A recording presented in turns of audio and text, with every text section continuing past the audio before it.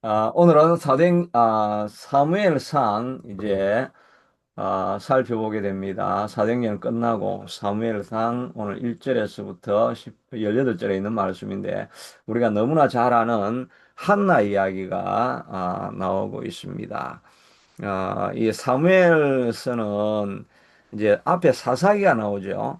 사사기에는 자기 다 하나님을 섬기지 않으니까 자기 소견에 좋은 대로 다 행하면서 나라가 엉망이 되어져 가는 그런 이야기였고, 이제 사무엘상을 통해 가지고 나오는 이야기는 다윗이라고 하는 이제 새로운 왕이 세워지는 이야기인데, 왕이 세워지기 전에 사무엘 사사에 대한 아, 이야기가 이야기를 통해서 다윗이 나오는 것을 준비하는 모습을 보게 됩니다. 이 위대한 일이 이 한 여인의 원통함에서부터 시작이 되는 것을 보게 됩니다. 결국 그러니까 우리가 가지고 있는 고통, 원통함, 격분함 이런 것들도 하나님께서 다 사용하시는 도구가 된다는 것을 우리가 생각해 볼 수가 있습니다. 한나가 자기가 임신하지 못하는 그런 고통이 다윗을 준비하고 있는 그런 고통이었다는 걸 어떻게 알 수가 있겠습니까?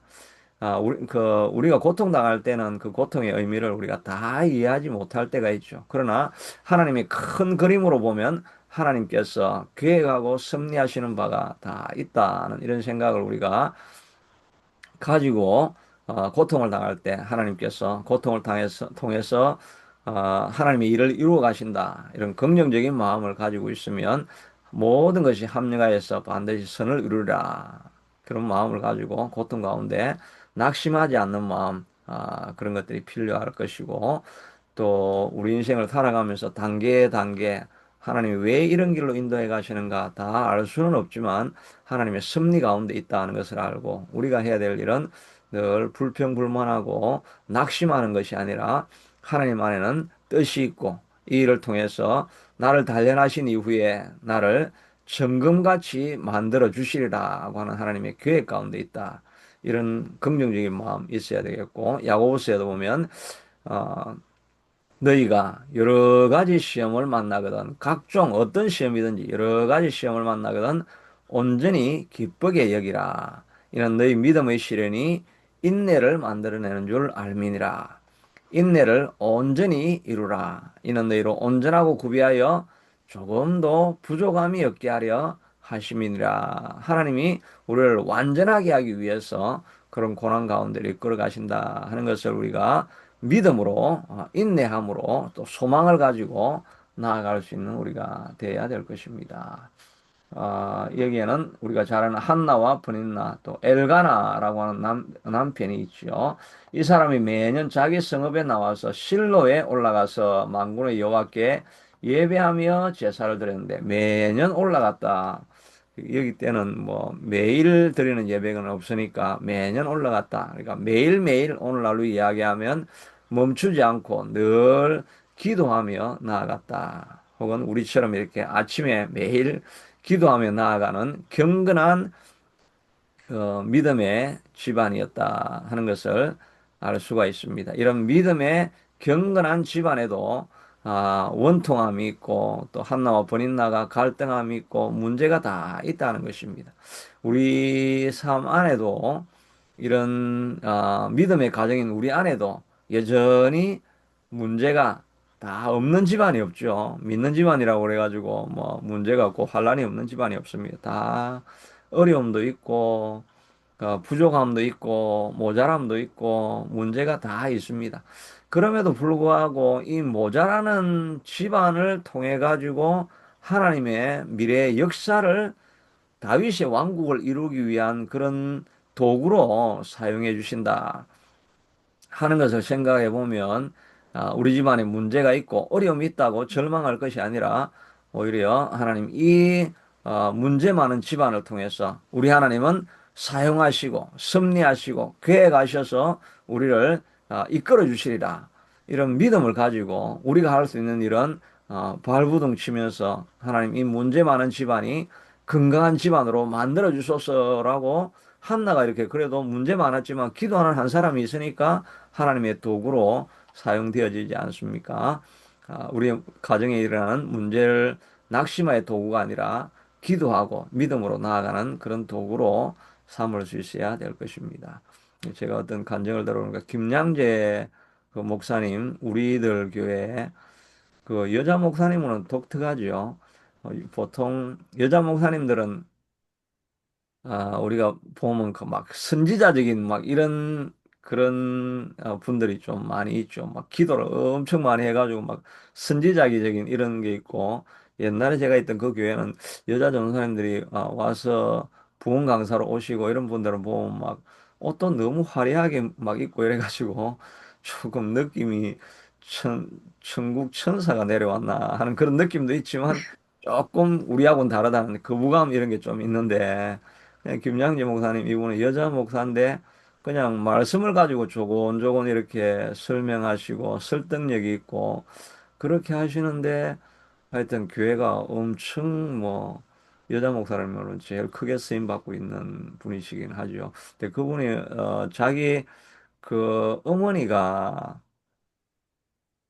어 하여튼 자기는 절대 안 도와주고 자기는 전혀 돌아보지 않으면서 교회만 늘 가서 교회 일만 하는 겁니다. 막 화장실 청소 자기가 다 하고 하여튼 구전 일은 자기가 다 해가지고 전도한다고 나머지 가서 빨래 해주고 뭐 이러면서 전도하고 나머지 뭐 일은 뭐 엄청나게 하면서 자기는 하여튼 전혀 뭐 돌봐 주진 않는 거예요. 뭐 학교에 어떻게 다니냐 학원비 있냐, 뭐 학비를 내냐, 아무것도 안 도와주는 거예요. 자기가 다 벌어서 하고, 자기는 완전히 버려진 딸같이 자기는 해놔놓고, 교회만 그렇게 교회를 섬겼다는 거예요. 그러다가 매일매일 새벽 기도를 가는데, 새벽 기도에서 눈물의 기도를 하고, 그냥 나오다가, 새벽 예배 나오다가, 교통사고를 당해가지고 그냥 그 자리에서, 현장에서 사망을 하시고, 돌아가셨어요. 참 비참한 일이죠. 그런데 자기도 늘 자기 엄마가 보면 부끄러워서 하는 거예요. 늘 몸빼 바지 입고, 늘 남 집 가서 빨래 해주고, 뭐 설거지 해주고, 이런 것만 하고 돌아다니고 하니까 자기 엄마를 보면 확 도망을 가고 이래가지고 길거리에서 안 마주치려고 하고 늘 부끄러웠다고 이렇게 합니다. 근데 자기가 은혜를 받고 자기가 이제 목회자로 서니까 어디를 가든지 전 세계를 돌아다니면서 자기 엄마 이야기를 하잖아요. 우리 엄마가 옛날에는 내가 그렇게 엄마를 원망했는데 교회만 그렇게 섬기고 기도하고 뭐 전도하는 일에 헌신하고 자기는 전혀 돌아보지 않았는데 그 은혜가 결국은 자기에게 와서 자기가 지금 이렇게 쓰임 받고 있다라고 하는 자기 어머니 간증을 이렇게 하게 되는 거죠. 그래서 가정에 기도하는 한 사람, 이 한 사람을 통해서 그게 소용이 없는 것 같고, 저러면서 자기 집안 아이는 안 돌아보고 그러냐고 하면서 뭐 자녀들은 원망스러울 수 있을지 모르지만, 그러나 하나님이 기뻐하시는 일, 하나님을 위해서 쌓아놓은 헌신이 있으면 그 자기 부모는 진짜 좀 비참하게 이렇게 돌아가시는 그런 모습이 있었지만 결국은 하나님께서 그것을 다 사용하셔서 다음 세대든지 어떤 형태로든지 하나님께서 기억하시고 계시는 헌신이다. 그런 이야기, 그런 걸 우리가 생각해 볼 수가 있습니다. 제가 집안에 있는 문제 이야기를 하면서 엉뚱한 이야기가 조금 되어버렸는데 여하튼 하여튼 우리의 이 그 매년 성읍에 올라가서 기도하는 이 믿음의 집안, 또 믿음의 제사를 드리고 있는 이 가정을 하나님께서 믿음의 기도를 하고 있는 가정이니까 하나님께서 이 가정을 선택하시는 것이죠. 그래서 고난을 주지만 고난 가운데 기도하는 사람을 통해서 하나님의 역사를 이끌어 가신다 하는 것을 생각하고 우리의 헌신과 기도가 결코 지금 결과가 나타나지 않아도 헛되지는 않으리라. 우리의 하나님 앞에 쌓아두는 기도는 떠나지 아니하고 영원히 그 자리에 하나님께서 기억하시는 자리에 머물러 있게 될 것입니다. 한나에게는 고통이 있었는데 어, 그러나 여호와께서 그에게 임신하지 못하게 하시네. 여호와께서 그에게 임신하지 못하게 하심으로 그의 적수인 버닌나가 그를 심하게 격분하게 하여 괴롭게 하더라고 했는데 이 한나가 임신하지 못하는 고통 뭐 그 당시에는 자녀를 낳는 것이 너무 중요했죠. 그래서 자녀를 낳지 못할 때, 그 본인나는 뭐 여자 구실도 못한다고 하는 그런 비난을 계속해서 하고 마음을 심히 격분하게 했다라고 하는데, 이 격분하다는 말은 원어로 보면은 막 번개를 맞은 것 같은 그런 마음이었다. 마음이 갈갈이 찢어지는 그런 상태가 있게 되었다는 것입니다. 그러나 이런 고통은 여기 보면 하나님께서 여호와께서 그에게 임신하지 못하게 하시니 두 번이나 이야기하죠. 5절에도 그렇게 6절에도 여호와께서 똑같은 말인데 그에게 임신하지 못하게 하시면 두 번이나 다 하나님이 임신하지 못하는 그런 고통을 주어서 사용을 하고 있다는 것을 알 수가 있습니다. 그리고 그 뒤에 번인나가 그를 심히 격분하게 하여 괴롭게 하였더라는 이 말은 하나님께서 일어나는 그 환경은 하나님께서 그 도구로 사용하시기 위해서 우리를 그 환경에 몰아넣어 우리의 실수를 통해서 그런 어려움들이 있기도 하지만 여하튼 하나님께서 환경을 우리에게 주셔서 그것을 도구로 삼으신다는 것을 볼 수가 있죠. 또 때로는 우리의 마음속에 정말 격동하게 하고 어떻게 저런 인간이 다 있나 이렇게 싶을 그런 사람을 우리가 만나게 하시는 것도 버린나를 한나 옆에 두신 것도 하나님의 계획이지요. 만약에 버린나가 괴롭게 하지 않았다면 사실은 뭐 애가 없어도 옆에 있는 사람이 비교가 안 되면 사실 우리는 그냥 그렇게 사실은 우리가 살 수가 있습니다. 또 우리가 이 현대에서 다 제일 우리가 어렵고 힘들고 이런 것은 못 먹고 못 살아서 어려운 것이 아니라 내 옆 사람 때문에 어려운 거죠. 다른 사람은 잘 사는데 내가 못 살면 요즘 우리가 뭐 못 먹고 못 입는 사람이 어디 있습니까? 다 먹고 살만 합니다. 그런데 옆 사람이 잘 살면 내가 죽을 것 같고 그것 때문에 다 자살도 하고 하는 게 남들은 되는데 나는 왜 안 되는가? 뭐 그 자살하는 사람이 먹을 거 없어서 자살하는 사람은 없죠. 오히려 홈레스가 되면 어쩌든지 살아가려고 이렇게 하는데 다 먹고 살만한데 옆 사람이 잘 살거나 나아가는데 나는 앞으로 못 나간다. 그러면 비교 심리가 생겨가지고 그것 때문에 우리가 고통을 하게 되는 거죠. 임신하지 못하게 하는 자기 삶에 있을 때 어떤 상황도 하나님께서 허락하시는 것이고, 우리 주변에 우리를 고통 속에 빠뜨리려고 찾아오는 이런 사람도 하나님이 내 옆에 그런 사람을 두신 것이다. 이런 생각을 우리가 하면은 하나님의 도구로 하나님께서 그들을 사용하시고 있다고 하면 우리가 환경을 미워하거나 또 주변에 있는 사람들이 내게 고통을 주는 사람들을 향해서 원통한 마음 이런 것을 우리가 가지는 것은 문제를 해결하는 방식이 아니죠. 하나님께서 오히려 그런 도구를 다 사용하셔서 그가 본인나가 심히 격동하게 하니까 그가 처음에는 격분하여서 먹고 울고 먹지 아니하고 뭐 이렇게 하다가 그들이 이제 마지막에는 한나가 결심을 하자. 한나가 일어나서 제사장 엘리는 여호와의 전에 문선주에 앉았더라. 한나가 마음이 괴로워서 여호와께 기도하고 통곡하며 이렇게 나아가게 하시는 길은 이유는 하나님께서 출산의 길을 막으시고 본인나를 옆에 세워가지고 우리를 격동하게 하고 이런 환란을 계속 주게 하셔가지고 하나님이 그것을 사용하셔서 우리를 기도하는 자리에 부르시기 위해서 하나님께서 그 환경들을 사용하고 있는 거죠. 그러니까 우리가 잘못 접근하면 환경을 탓하고 주변에 있는 사람들에 대한 원통과 원한스러운 마음을 가지고 내 마음에 선뿌리를 가지고 그러면 이제 망하는 거죠.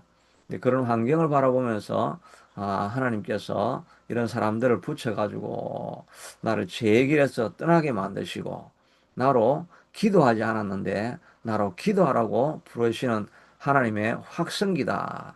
이런 생각을 가지고 환경이 어려울 때마다 주님 앞에 나아가서 우리가 기도하는 도구로, 기회로 삼을 수 있어야 될 것입니다.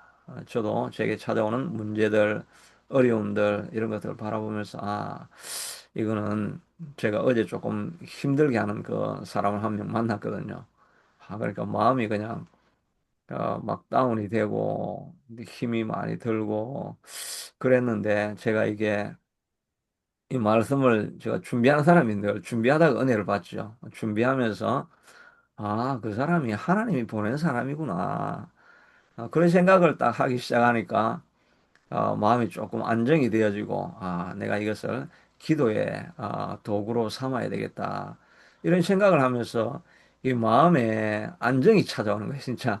이 말씀을 볼 때하고 안 볼 때하고 좀 달라지는 거죠. 말씀 안 볼 때는 내가 또 저런 사람을 하필 이렇게 붙여줬나, 이런 생각이 드는데, 이 말씀을 보니까, 하나님이 나를 돌이키게 하려고 이 사람들을 도구로 사용하시는구나, 이런 생각을 딱 가지니까 마음이 안정감이 생기고, 그래서 하여튼 이렇게, 말씀을 보는 것, 또 저는 말씀을 준비하는 것, 여러분은 또 아침에 기도하는 것, 이런 것들이 우리의 삶의 어떤 순간순간을 새롭게 해석하게 만드는 이런 좋은 도구가 되고, 그게 우리의 마음의 평안을 얻게 하게 만들어주고, 하나님의 길로 만들어가게 하는 그런 도구가 될 수 있는 거죠. 우리에게 주어지는 환경은 하나님이 우리를 돌이키기 위한 도구다, 이런 생각을 하면 문제를 더 잘 해석하고 이겨나갈 수 있게 될 것입니다. 마지막으로는 엘리가 대답하여 평안히 가라. 이스라엘 하나님이 내게 기도하여 구한 것을 허락하시기를 원하노라 하니, 이르되 당신의 여종이 당신께 은혜 있기를 원하나이다 하고 가서 먹고 얼굴에는 다시는 근심볕이 없더라. 근데 이 엘리가 온전한 그 제사장이 아니죠. 엘리가 사실은 뭐 그 늙고 영역이 다 떨어지니까 자기 아들이 뭐 온갖 만행을 저질러도 그것도 통제할 수 없는, 그런 영적으로 몸도 비대했지만 영적으로도 비대해져 가지고 능력이 없는 종입니다. 그러니까 한나가 기도하면 이 여종이 정말 간절함으로 기도하는구나, 이런 거로 알아들어야 되는데, 그냥 입술만 움직이고 소리가 안 나오니까 야, 너 취한 게 아니냐, 그러니까 얼마나 이 그 목회자가 영역이 없으면 그렇게 하겠습니까? 이런 부족하고, 우리가 나중에 봐도 알지만은 이렇게 부족한 종이라도 그 종이 축복할 때, 그 종이 말할 때 그것을 은혜로 받기를 원합니다라고 하고 그의 말을 받아들이는 거죠. 그의 삶은 받아들이지 않았지만 말을 받아들이고 그의 하나님의 종의 역할을 인정해 줄 때, 그것이 우리의 삶에 복이 되는 거죠. 때로는 우리가 어떤 목회자들이나 뭐 이런 이제 리더들이 보면 삶에 이렇게 도움이 안 되는 그런, 좀 우리에게 실망을 주는 그런 상황들도 있고 그런 분들도 있죠. 그러나 우리가 해야 될 일은 그 리더들이나 목회자를 비판하는 것이 우리의 할 일이 아니고, 그의 삶은 하나님께서 책임져 주실 것이고, 그러나 그런 사람이라도 사용하셔서 들려주는 메시지가 있을 때 그 메시지는 하나님의 말씀을 우리가 받아들이려고 하는 그런 태도를 가질 때 우리가 복을 받게 되는 거죠. 어쩌든지 강단에 서서 메시지를 선포할 때 하나님 말씀이니까, 그 도구를 하나님께서는 기뻐하지 않는다 할지라도 말씀이 나올 때는 그 말씀을 믿음으로 받아들이고 은혜 받기를 원합니다라고 하고 그의 말을 인정하고 믿음으로 받아들이고 돌아가서는 하나님이 축복하셨다라고 생각을 하고 의심 없이 근심 없이 지냈더니 하나님께서 역사해 주시는 그런 모습을 보게 됩니다. 교회 생활할 때 그런, 제가 또 말씀을 전할 때도 뭐 부족한 소문이 막 들리고 그래도 하여튼 말씀이 오르면 이 말씀은 하나님 말씀이다, 이렇게 받아들이는 태도가 있을 때 그게 우리의 영혼에 도움이 되는 거죠.